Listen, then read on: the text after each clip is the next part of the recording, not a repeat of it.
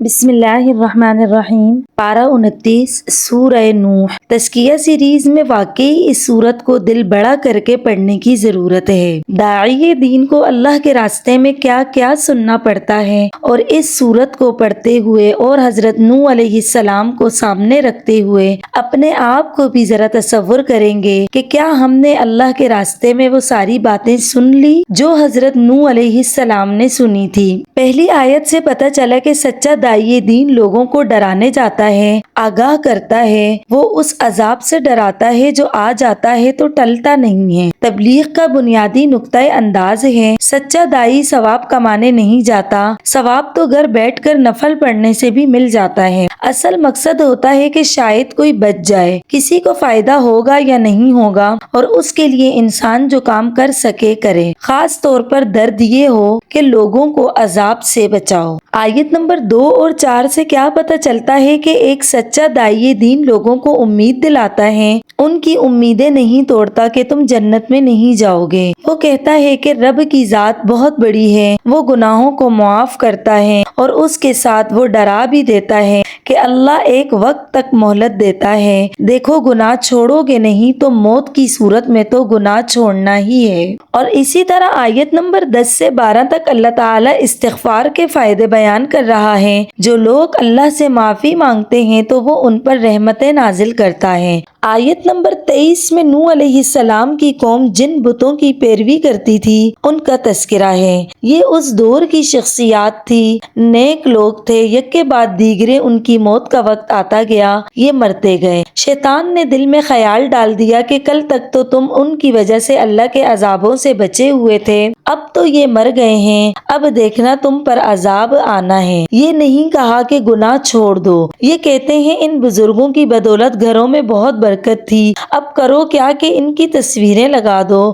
اس دن سے آج تک تصویروں کا بت چلا ہوا ہے گھروں میں، اور چرچ بھی وہاں سے بن گیا، اور وہاں سے مندر بھی بن گئے۔ اور حال کیا ہوا، پہلے انہوں نے شبیہیں بنائی، وقت کے ساتھ وہ مٹتی گئی، اور آہستہ آہستہ شیطان نے کہا دیکھو یہ تو ختم ہو جائیں گی، ایسا کرو ان کے بت بنا لو، اور وہاں سے پھر بت پرستی کا رواج نکلا۔ وہ اپنے دور کے نیک لوگ تھے، بزرگ تھے، فرق بس اتنا ہی پڑا کہ مکہ والوں نے لکڑی کے بت بنا کر رکھے تھے، آج ہم نے انہیں قبروں میں دفنا کر پوجنا شروع کر دیا اور ان سے منت مرادیں مانگنے لگ گئے ہیں۔ اللہ تعالی ہمیں ہدایت دے اور ایسی ساری چیزوں سے ہم سب کو محفوظ رکھے۔ اور پھر اس سورت کے آخری آیات سے کیا پتہ چلتا ہے کہ جب حجت تمام ہو جائے تو پھر شدت آتی ہے، اور پھر اسی موقع پر قومیں تباہ کر دی جاتی تھی۔ ہم سب ان آیات کی روشنی میں اپنا محاسبہ کر سکتے ہیں، کیا اللہ کے دین پھیلانے میں نے بھی اتنی باتیں سنی جو حضرت نوح علیہ السلام نے سنی؟ کیا میری بھی اتنی بے قدری ہوئی جتنی حضرت نوح علیہ السلام کی ہوئی؟ لیکن کیا ہوا، دنیا میں بے قدرے ہوئے اور اللہ کے ہاں قدر والے ہو گئے۔ اس لیے آج دین کی وجہ سے کوئی آپ کو نیچے کر دیتا ہے تو غم نہ کریں، اللہ قدردان ہے۔ اس کے بعد سورۃ الجن شروع ہوتی ہے۔ دعوت سیریز میں اگر ہم اس کو دیکھیں تو بعض دفعہ ایک سچے داعی کی زندگی میں ایسا مقام آ جاتا ہے کہ کوئی نہیں مانتا، یا جس کو وہ بتانے جاتا ہے وہ اس کی سننا نہیں چاہتا۔ اللہ وہاں سے راستہ نکالتا ہے کہ اللہ ایسے لوگ منتخب کر لیتا ہے کہ وہ اس کی قدر کرنے والے بن جاتے ہوں۔ اور سورۃ الجن میں ایسے ہی جنوں کی کہانی ہے جنہوں نے اللہ کے نبی صلی اللہ علیہ وسلم کی زبان سے توحید کا پیغام سنا اور جا کر اپنی قوم کو سکھا رہے ہیں۔ ہمارے لیے اس میں دو باتیں ہیں، اگر ایک در بند ہو تو مایوس نہ ہوں، دوسرے در کھلے ہوں گے۔ شرط یہ ہے کہ آپ کے اندر اخلاص ہو۔ دوسری بات یہ ہے کہ سنتے ہی داعی بن گئے۔ آج ہم سن کر سن ہو گئے، ہم کہتے ہیں ابھی دوسروں کو بتانے کا وقت نہیں آیا، ابھی ہم دینداروں میں مشہور ہونا نہیں چاہتے۔ یہاں دیکھیں تو ان جنوں نے ایک بار سنی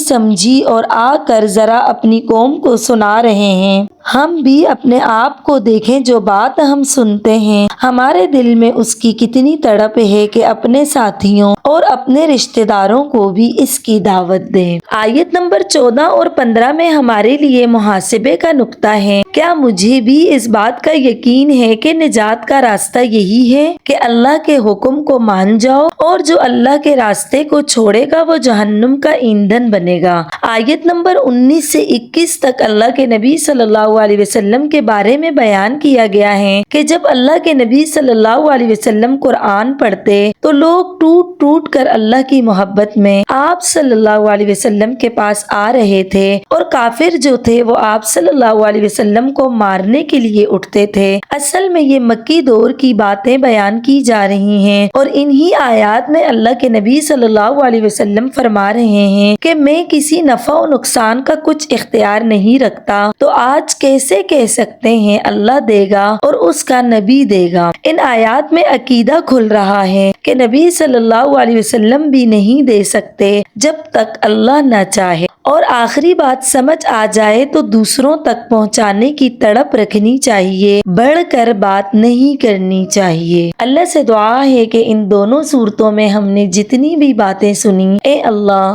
ہمیں ان پر عمل کرنے کی توفیق عطا فرما، آمین۔